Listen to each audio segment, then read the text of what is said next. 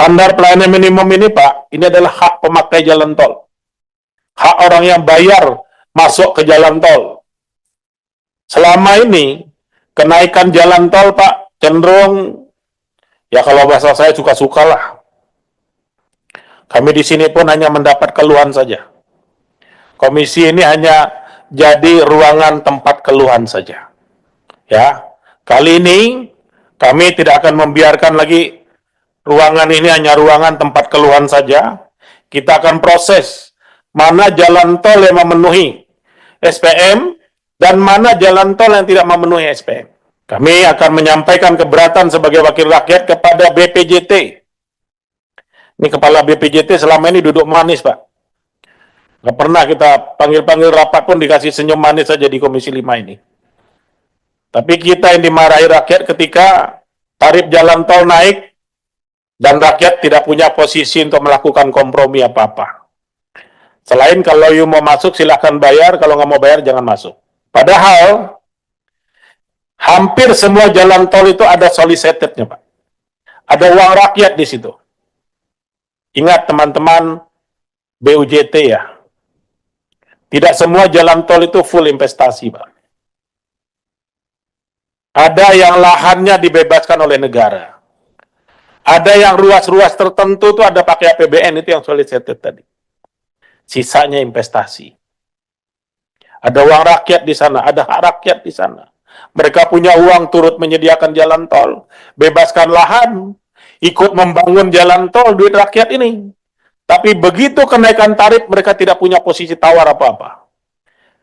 Walaupun menurut undang-undang yang berkata wajib, tadi saya sampaikan, mewajibkan seluruh pengusaha jalan tol itu memenuhi standar pelayanan minimum jalan tol. Itulah penting kita kumpul hari ini. Ke depan kita akan pisah, Pak Dirjen. Nanti kita akan hanya dengan Dirjen Bina Marganya saja. Kan kami urai ini benang kusut jalan tol. Kemudian nanti kita akan pelototi BPJT-nya saja tanpa Bina Marga. Ada kalanya nanti kita hanya dengan BUJT-nya saja. Kita urai ini. Apakah ada kendala terkait dengan pengusahaan jalan tol di Indonesia? Termasuk dunia investasinya, kita pengen tahu. Kenapa sulit betul memenuhi standar pelayanan minimum ini? Apa masalahnya? Apakah kos pengusaha jalan tol ini tinggi? Apakah ada kos-kos yang tidak tertulis dalam undang-undang pengusaha jalan tol keluar juga kosnya? Kita ingin tahu semua. Apakah kalau mau naikkan tarif itu gratis atau tidak? Atau ada something-nya? Kita mau tahu semua. Alam-alam, Pak. Hanya Tuhan dan mereka yang tahu. Dalam kalimat saya ini, Pak. Ya kan? Kita ini pada waktunya semua nggak bisa berbohong, Pak. Sampai pada saat titik itu, nggak ada yang bisa berbohong. Termasuk saya yang ngomong sekarang. Apakah menaikkan tarif jalan tol itu ada something atau tidak? Hanya mereka dan Tuhan yang tahu. Kalau bayangkan teman-teman Komisi 5, di ruas itu ada investasi negara. Bangun solicited itu APBN, Pak. Bebaskan lahannya pakai duit APBN, Pak. Dikuasai oleh pihak ketiga sekarang jalan tol itu. Ketika mereka menaikkan jalan tol tanpa kompromi, Pak, rakyat nggak pernah diajak bicara. Standar yang dipakai hanya inflasi saja. Yang menguntungkan. Giliran bagi yang merugikan, dia nggak mau pakai, Pak. SPM-nya sudah penuh apa belum? Ini Kepala BPJT turun-temurun nggak pernah laporkan kepada kami di sini. Kapan ini SPM ini dipenuhi?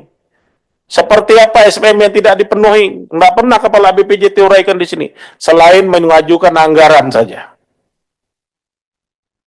Ini Kepala BPJT kalau masuk ke sini, ngajukan anggaran aja, Pak. Nggak pernah cerita kita soal SPM ini. Ini saya protes ini, Pak Munir. Nih.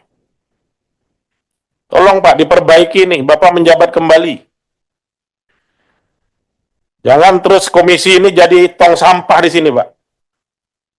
Kami ini hanya menerima sumpah serapah dari masyarakat di sini ketika jalan tol naik.